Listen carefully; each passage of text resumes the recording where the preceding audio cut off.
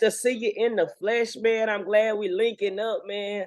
It's a pleasure. It's a pleasure. It's an honor. I'm trying to get the lights going good. And for the people that don't know, man, for we get real brief introduction, let me do my thing real quick, man. It's your girl Backstreets with Cole, man. Rocking all the way to H-Town, all the way to the boot, man. You know it's nothing but love, man. We got a legend.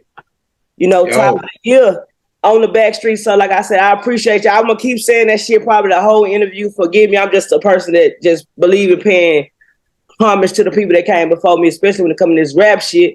But the homie, man, Young Bleed, man, let everybody know who the fuck you is, where you from, and what you got coming. Salute, Queen. I appreciate y'all having me, and you have me through most of all, most importantly. But y'all know I'm Mr. How You Do That there himself, Mr. I Smoke, I Drank, rest in peace to Magic. So, I'm saying, but all the streets, man, the bottom of Southside Baton Rouge, Louisiana, you know what I mean, into the world. For starters, for those that know, and for those that don't know, do your homework, man. You know what I mean? Living legend in the building. You know, 25 years plus the industry, and really 40 years this year on that pen since 83 to 23. So hold up. 25 years in this industry, 25 years repping for the South, man, doing this hip-hop shit. But, man, we're going to take it all the way back. What made you say, F it, I'm going to start this rap shit when it really wasn't nobody from where y'all was from really doing it on a major level? And correct me if I'm wrong. And to what I just said, 1983, I was 9 years old. And, you know, music always been in my family, from gospel to blues to everything was around the house. Me, for my personal family, I incorporated it, you know, years later. But somewhere along the lines of 9 years old, you know, I've been playing drums and different instruments since 4, 5 years old. And, you know, sung in the choir, was in the opera young, so that music thing was my circumference. But somewhere along nine, as hip hop was still evolving into an industry coming from New York out the 70s. I'm a 70s baby into the 80s. So right around 83 when Run DMC dropped their first tape, you know, I was getting my riff up, but I was like, that's it. And we actually had a poetry teacher who used to come around to all the elementary schools in the area, and she had a poetry pamphlet that she, you know, selectively or whoever selectively picked different poems from different kids from elementary school. And my poem was one of the poems that made that pamphlet. And that pamphlet went to our state's capital. And at the time, that was like one of, if not the biggest building, the tallest building in Louisiana to look up to, in Baton Rouge in particular. And I read that as a 9-year-old child and said, if I could do this from my penmanship at 9 years old, and I'm telling what I could do throughout the world. In a society, I coincided with what's happening in my neighborhood, family, and society. And it was like a dream Ron was having. I think Ron just rapped on that record, but he was talking about if he could change the world and make it a better place. So I made it my own thing and made a poem out of it. And that poem reached the state's capital. So shouts out to Run DMC and their first tape that set me in motion all the way. And shout out Run DMC. Was it anybody from the South that you kind of like listened to or influenced? Or was it anybody like, you know, as far as Louisiana, Texas, Mississippi? I mean, absolutely. But when you go into that time in 83, you got to say like what you said earlier, who was here? So I ain't have, but that's like the rest of the world. I just had that New York tree to pull from. It wasn't, you know, it was birthed on the West, I'm sure, but in the underground and definitely in the South. So like I said, I go back to, you know, if they was listening to the Cold Crush Crew and different guys and movies like Hostile and Beat Street and Crush Groove before breaking to be the West Coast hip hop mecca. So that's all I had to pull off of. So naturally, anybody that came out of Louisiana, New Orleans in particular, they would start getting the breaks first. Shouts out to Big Mike, rest in peace, 3-2, the convicts that went from Louisiana into Houston, and the Ghetto Boys and so on and so forth, as well as UGK. I'm kind of confused if Barn is from Louisiana, but Pimp is from Crawley, Louisiana. You see, man? So everything that was bubbling out of Louisiana, I was looking at what was our chance of making it to New York, from Big Mike and them in particular, to Rap a Lot, Bust Down, rest in peace to Tim Smooth, went out to Luke Skywalker Records with the 2 Live crew. So, and other than the original Ninja crew, rest in peace to Sporty T. Shouts out to Manny Fresh, you know what I mean? Old school Manny Fresh and Gregory D. But those guys were the guys out of our state that had a deal. That wasn't just Louisiana, what they consider slow and country rappers that couldn't get on. Of course, I follow they path and become what I eventually became. But it was a lot of that. I had to look at the world outside of us, then re-register with the world that was with us, and how to do it from what they call Louisiana, the dream state. You know what I mean? Are you proud of what the rappers that came after you, as far as how you got, concentration camp, y'all set the standards for what it was like to come out of BR, but you got so many now that, from the great city of BR, great capital, my bad, forgive me, the great capital. It wasn't always the capital. New Orleans used to be. So we became School me on that real quick. What was that about? The 504, they was 225. Then later on, that reverse went with whatever they did, jurisdiction-wise, and you know what I mean, as far as politics and what was taking place in Louisiana. In some way or another, I have to research that to tell you exactly. But I remember a time when our phone numbers was 504 and was 387, whatever. Then eventually that turned to 225. You know what I mean? Okay. And then y'all ain't look back. Okay. But I was saying, are you proud of the cats that came after you? Are you proud of all the people? Absolutely. I used to pray on basketball courts 3, 4, 5 in the morning, climb to the top of the backboard and sit on the goal and pray for my neighborhoods and community that one day that we are grow into and accept the same unity in the community for as hip hop music. I saw what the guys in New York was doing, and they come from gangs and street violence as well as the West Coast, and that was our positive outlet. So me, a shadow in the dark, long shot in the dark. Yeah, of course, I hope that for anybody. I always ran with crews. I didn't start a solo artist at 9 years old. Shouts out to my street brother Darian Williams. We started just like Run DMC, trying to emulate those guys. And I just kept the torch lit and kept running since 83 up until now. So, of course, what I don't like about it is all the bullshit and confusion and all these murders.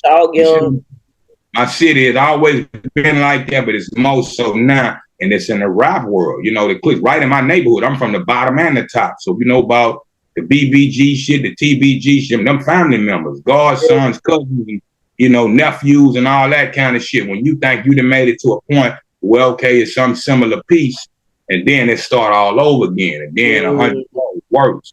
So that part, extremely talented. I love, pretty much everybody music. Right. But what you get in is they beefs and all the bullshit and confusion, and to see these guys, what I said, and originally a fool, and eventually how you do that there in my first verse. Anybody know the song?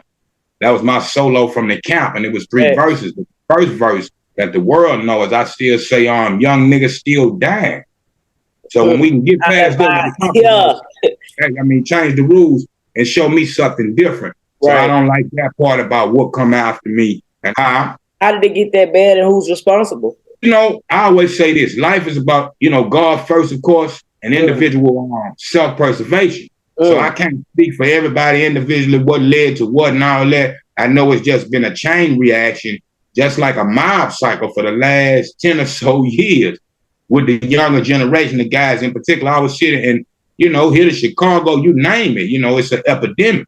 And I said, the one disease we all born with, that's death. We're going to die. But, 6 million ways to die, choose one. So that chain reaction of retaliation, and like OG Bobby Johnson that sounds South Central, when you ride from man, take this, you could, apologize and maybe reach that time. But when it's violence and funerals and family members, then some people might forgive, even the parents. I just saw people do some incredible shit and just walk away from shit, and they got all the right in the world to feel however, disgruntled they want to be. But some people don't let go of it, and the pain never go away. And when you love and miss family members, you can't repeat and reset that process. So that part of any coast, any continent, war starting to hit me. So it's no mystery. But at the same token, if I could help and correct, my whole theme to how you do that was, hey, bro, how you went through the same place and you made it out alive so far. Right. Tell somebody, like as far as a young artist, being that you done been signed, you done been on the independent route, that's trying to find their way in the game now that they got the internet. Learn the rules to engagement. Learn the rules to the business. My daddy was telling my brother, shouts out to Lucky Knuckles of the concentration camp, original camp, and the Corleone family, my right-hand man, real life and on the records. He just say, man, you want to play the game and I want to read the instructions.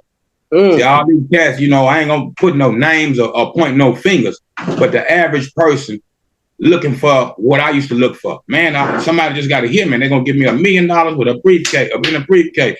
That's the rap dream. But once I got in the game, all the industry folks told me, Bleed, you know, this shit is 90% business and 10% talent. So I encourage everybody to read them books, study this game before you get in it. Master your craft, but study the business to get your just due. When you get up in age, and you know, if you so happen to become a legend, you don't want to do all this shit for nothing. You know what I'm saying? So to have something to fall back on, so it go to your children. Man, learn the business, man. I know you'd have been, you know, through the business, you'd had your ups and downs, man, your challenges, man. You got your start in this shit, man. Would you advise an artist to sign or keep it all the way independent? The whole thing is what I said when I became, because I was always independent first into the majors and many majors. But what I call this nowadays is the digital dope game. Ooh, so math, math later on in life was like my worst subject once we reached algebra and geometry and trigonometry. I couldn't tell you. But, you know, I learned from the greatest dope dealers in time. And what I learned myself by street hustling was I had to count my every penny and everything. You see what I'm saying? So I was learning distribution, marketing, all that, just selling tapes. And as a street hood, on the street corner, if I sold cocaine and sold weed, I had a backpack full of tapes too. The record companies are like a bank for art. You see what I'm saying? They give you that loan, they call a recoup. If you can't make the money back, you know, and your credit check don't check all the way out, you can't get no more money. So you got here again, the digital dope game. You have to learn to flip your product, whatever that product might be, streetwise and otherwise. But if you got it already and you don't have to rely on the resources of the mainstream or the majors, then it's like somebody fronting you a kilo of cocaine.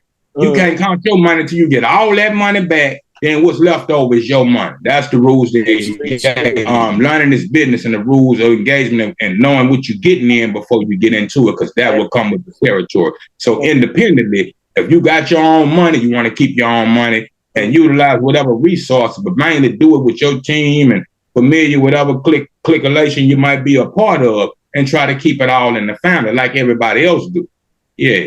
Backstreet shit, man. Dropping them gems. I went through a series of names, of course, since 83 up until about maybe 93, 94. My name at the time in like 93 or something, I always did my thing, and it was G-Lo, you know, but G period dot, you know what I mean? G dot, L dot, you know what I mean, etc. stood for Ghetto Life Outcast. Well, I quite understood what Crippin' was and what Lope meant, you know what I mean? Yes, solidifying myself from my environment, the world, and kind of in but separate, just saying who was I, a Ghetto Life Outcast. I was a little different than everybody else, but still ghetto life and street. So that was my whole meaning and name for the name G-Lo. But when we was young in life, the homie C-Lo used to be my DJ in middle school. His name was something else. We called him Chubb in the streets, you know what I mean? Like similar to Chubb Rock, you know what I mean, out the 80s hip hop, but come back to me about reconnecting and doing something. So his name was C-Lo at the time, without no recollection of knowing that what my name was. So at one time, if you go back to those old records, we had any of those original C-Lo records, we advertised the album called A Pair of Lokes. We were supposed to do like the face-off cover, but all face together, a pair of Lokes on it. But, you know, we end up falling apart, you know, do the business and other things. And we never produced that record, as well as a record called Smokey and the Bandit. You know what I mean? So that type of thing. So I said, you know what I'm going to do to kill the conflict and the comparison, all that other plex shit?